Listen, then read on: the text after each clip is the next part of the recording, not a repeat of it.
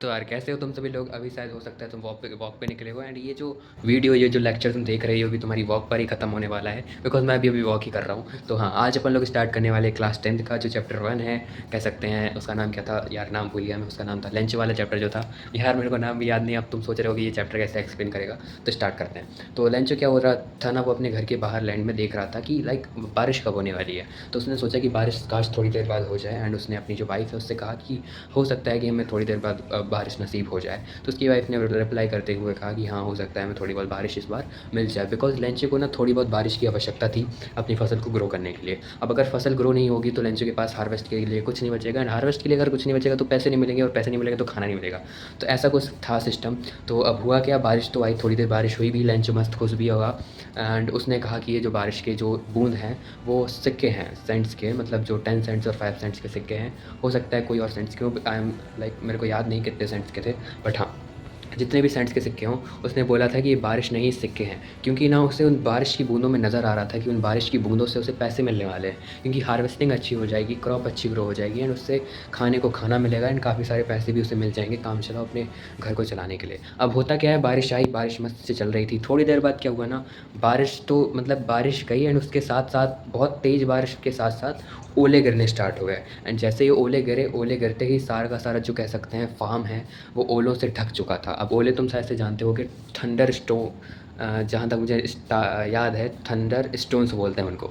तो वो गिर चुके थे एंड उसकी वजह से फसल वगैरह सारी ख़राब हो चुकी थी और होती है।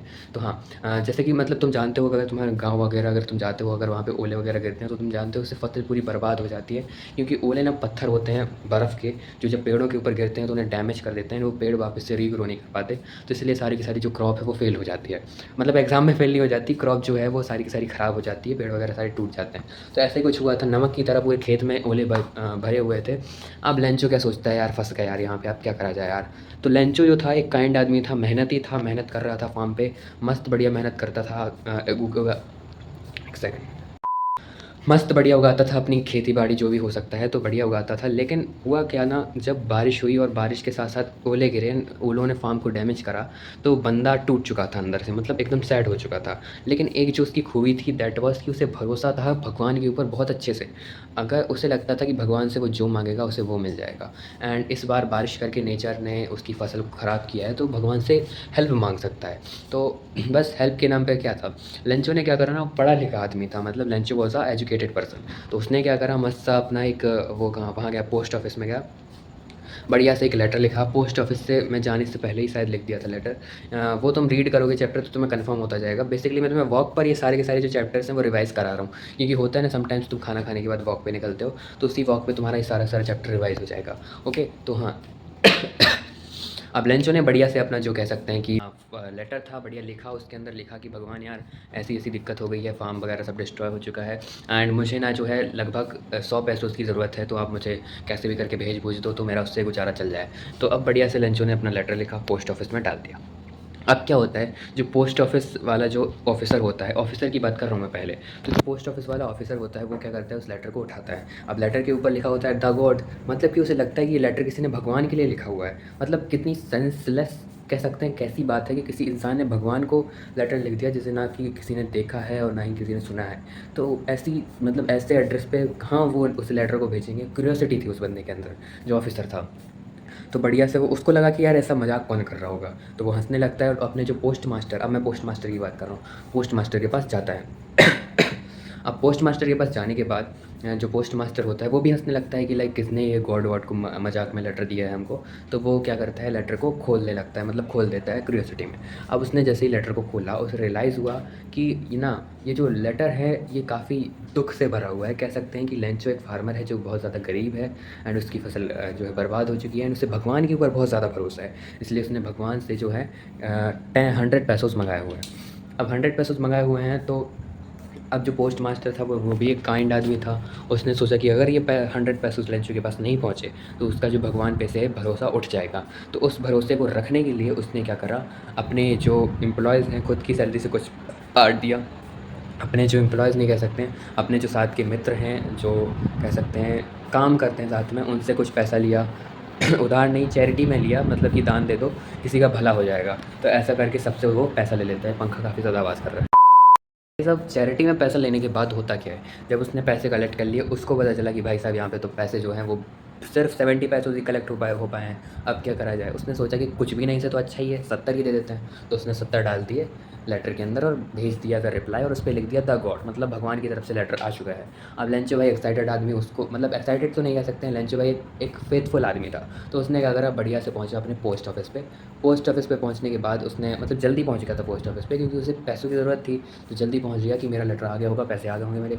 तो उसको जैसे ही लेटर मिला द गॉड के नाम से, वो बिल्कुल भी सरप्राइज़ नहीं हुआ। उसको बिल्कुल ऐसा नहीं लगा कि भगवान की तरफ से लेटर वापस आया। तो उसको ज़्यादा भी शौक नहीं हुआ, क्योंकि उसको भरोसा था भगवान के ऊपर बहुत ज़्यादा।